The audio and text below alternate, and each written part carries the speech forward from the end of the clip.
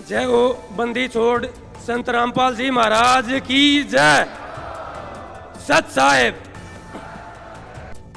जो आज का ये ऐतिहासिक किसान मसीहा सम्मान समारोह है, मैं तो ये कहूँगा संत रामपाल जी महाराज सिर्फ किसानों के मसीहा नहीं है, वो एक सर्व समाज के, सर्व धर्म के जगत गुरु पूर्ण ब्रह्म भगवान रूपी संत रामपाल जी महाराज जगत के मसीहा हैं। हम मेरे गांव में बाढ़ से तकरीबन 400 एकड़ फसल खराब हो चुकी थी।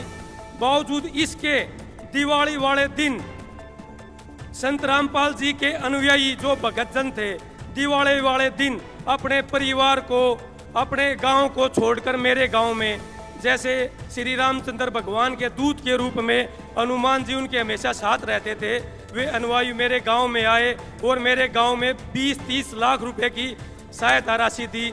मेरे गांव में कम से कम 400 एकड़ फसल ऐसी थी जो अब की बार तो छोड़ो, अगली बार भी जिसमें बिजाई की संभावना नहीं थी, अब मेरे गांव में बिजाई हो रही है।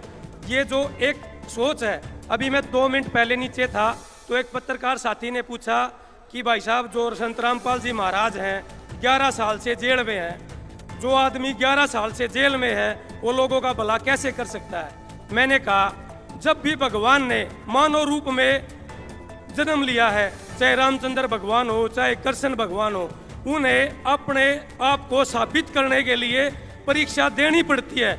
जैसे रामचंद्र जी भगवान ने 14 साल वनवास काटा, कृष्ण जी भगवान ने यातनाएं सही, ऐसे ही हमारे जो संत रामपाल जी भगवान है वो भी इस कलयुग में अपने आप को सिद्ध करने के लिए जेल के अंदर है।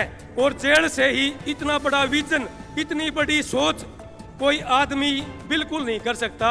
एक भगवान रूपी, भगवान साक्षात भगवान ही ऐसे सोच लेके चल सकते हैं। खाली बाढ़ पीड़ित किसानों को हमारे समाज में अन्नदाता कहा गया है। हमारी रीढ़ की हड्डी किसान है तो किसानी है, फसल है, मजदूर का मेरा वर्ग है। किसान नहीं तो देश की, समाज की रीढ़ की हड्डी टूट जाएगी। जो अन्नदाता, जिसकी संज्ञा दी गई है किसान को, जो उसकी सहायता करे तो भगवान ही हो सकता। भाई, भगवान के बगैर अन्नदाता की कोई सहायता और सेवा नहीं कर सकता। तो हमारे जो संत रामपाल जी महाराज हैं बिल्कुल एक भगवान का रूप है।